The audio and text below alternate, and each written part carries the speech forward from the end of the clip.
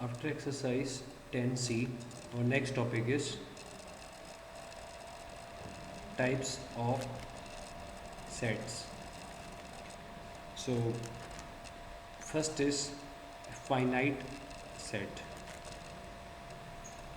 Okay, so as you know, finite means what? Finite means limited, countable, that you can count.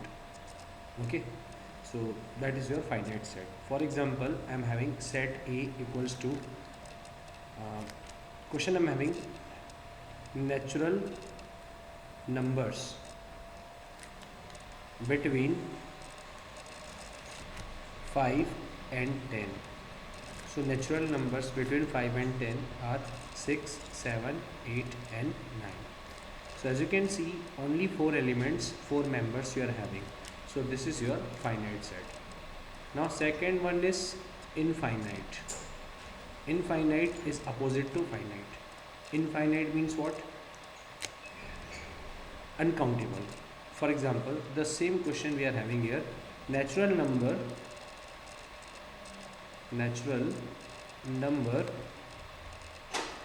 more than 5.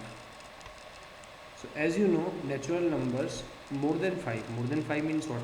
6, 7, 8, 9, 10, 11, 12, 13, 14, 15, 16, 17, 18, 19, 20, 21. You don't know what will be the last number. Okay, so that is your infinite set. Then the next is the empty set or the null set. The empty set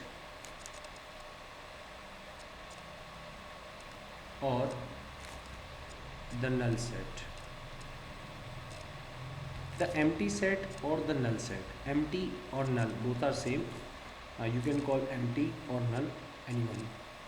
As you know, empty means what? Nothing. Okay, so the examples of empty set are, for example, triangles with 4 sides. As you know very well that triangles are having only 3 sides exactly, not less than 3, not greater than 3. So we are not having any triangle with 4 sides.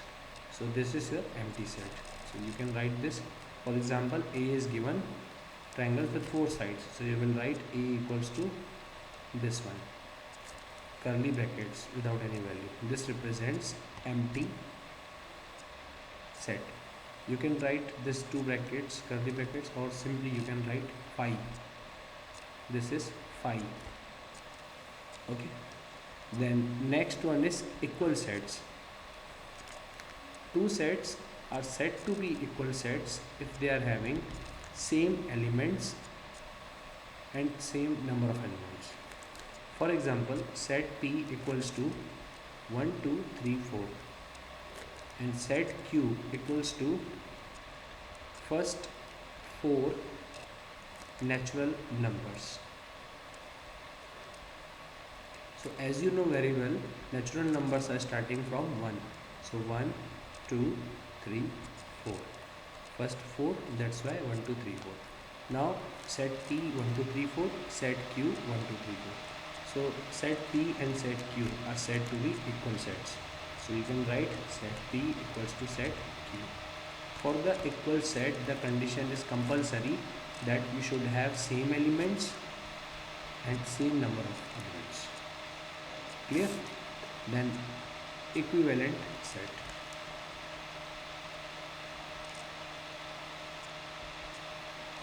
Now in the equivalent set, elements are different but the number of elements are same. For example, set A equals to 1, 2, 3 and set B equals to ABC. As you can see, set A is 1, 2, 3 which are digits, while set B is ABC which are alphabets. There is no similarity between this 1, 2, 3 and ABC. They are different totally. But as you can see, in set A we are having 3 elements and set B we are having 3 elements. So for that reason A or B said to be equivalent set. For equal set, same number of elements and same elements. For equivalent sets, only number of elements should be same. Type may not be. Okay. Then next one is disjoint set. Next is disjoint.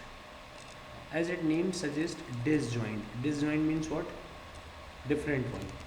For example, set P.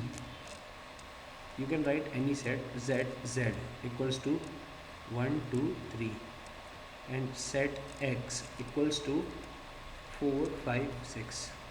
As you can see, set Z is having 1, 2, 3, and set X having 4, 5, 6. There is no similarity between this 1, 2, 3 and 4, 5, 6. They are totally different. So these sets are disjoint sets. Then next is overlapping. Next is overlapping. Overlapping means what?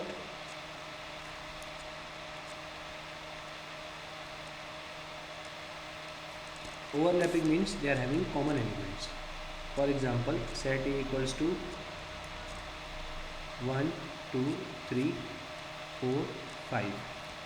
Then set B equals to 3, 5, 6, 8. As you can see, in set A and set B, 3 and 3 is common, 5 and 5 common. So these two sets are having two common elements. So they are said to be overlapping set. Okay. So now your introduction for types of sets is over. Now I will start exercise 10D.